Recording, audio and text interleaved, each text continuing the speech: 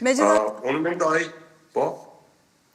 Megjithatë, ajo që ndoshta dhe vlen të theksohet me qenë se dhe jemi në prag edhe të fushatës, nëse AK-ja ka vija të kuqe apo jo për partitë e tjera, duke qenë se përmende më herët se nuk ka pasur një ftesë, gjë që e dim të gjithë se nuk ka pasur një ftesë nga partia fituese për AK-n, mirë po në rast se pas këtyre zgjedhjeve edhe do të ketë ndryshime edhe të qëndrimeve dhe nga partia fituese cila do qoftë ajo, ka AK-ja vija të kuqe për ndonjë parti apo jo? Alianca për Ardhmërinë e Kosovës vit kuqe ka shtetësim dhe funksionalizimin e shtetit Kosovës. Të gjitha ato parti të cilat i kontribojnë integrimit ndërkombëtar të vendit, zhvillimit të vendit, janë parti që mendojnë për vendit. Alianca për Ardhmërinë e Kosovës është bashkërënduese për çështjet vitale të ekzistencës së vendit.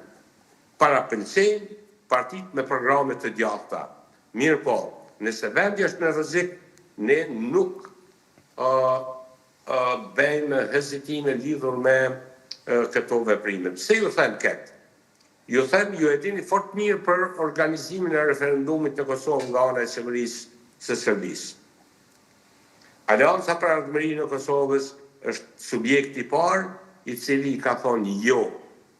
Në kohën kur qeverisja aktuale hezitante se si të pozicionoj dhe ne një pozicionume të. Pa marrë parasysh që në aspektin programor ne nuk kemi qenë të kënaqur me atë si është menaxhuar vendi. Edhe njëherë ju them, pra, për çështjet të shtetit, ne jemi me shtetin. Për çështjet të pushtetit, ne kemi dallime. Po, Zotri Dreshaj, në anën tjetër, një çështje tjetër e rëndësishme për të diskutuar mbetet edhe ajo e pjesëmarrjes së diasporës në këto zgjedhje, gjë që është diskutuar shumë, madje njohës të çështjeve politike, shpeshherë po thonë se gjitha partitë politike pa dallim po e përdorin diasporën, po e shfrytëzojnë faktikisht. Si e shihni ju këtë? Diaspora është pjesë e jona, edhe është një pjesë e cila merr pjesë me forma të ndryshme në zhvillimin e vendit. Diaspora është e mirëseardhur dhe çdo subjekt politik e mbështet, çdo subjekt politik dhe subjekti jo politik, pra shoqëri civile dhe të tjerët, ne jemi me diasporën. Diaspora në periudhat të ndryshme kohore ka luajtur rol shumë të rëndësishëm në zhvillimin e vendit, si para krimit të Shqipërisë, pra para vitit 1990, edhe në luftën e fundit. Mendoj, diaspora është një gurismuar i vendit, duhet të respektohet dhe mendoj që e ka peshën e vet në dizajnimin e fatit të së nesërmes. Mendoj që diaspora këtë herë ka me mendu pak të më ndryshe, ka me vendosën në peshoj kontributin ndërkombëtar dhe kontributin e zhvillimit vendor nga subjekti aktual që e ka menaxhuar vendin. Mendoj që nuk do të jenë shifra nga perëndimi, pra nga diaspora jonë, për subjekte politike ashtu siç kanë qenë në të kaluarën.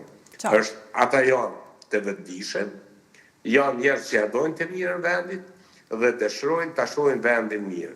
Për me dashme pa vendin mirë, Kosova duhet të orientohet drejt Brukselit dhe New Yorkut. Qartë. Zotri Dreshaj, të falenderoj shumë që ishe në këtë lidhje direkte. Ju falenderoj juve. Falenderoj shumë për kohën. Ndërka që nga këtu do të kalojmë në zhvillimet që po ndodhin në përbot, po vazhdojmë përpjekjet për paqen në Ukrainë. Dje ka pasur një zhvillim dhe një takim në Paris mes presidentit të Francës Emmanuel Macron dhe atij të Ukrainës Volodymyr Zelensky, ku u theksuan çështjet kryesore mbi paqen, e po ashtu sot pritet një takim i rëndësishëm mes përfaqësuesit të presidentit amerikan Donald Trump, Steve Witkoff, dhe presidentit rus Vladimir Putin. Për këtë do të diskutojmë me njohësin e gjeopolitike, se kemi një lidhje të drejt për drejt, zotrin Lutfi Bilali. Bilali, përshëndetje.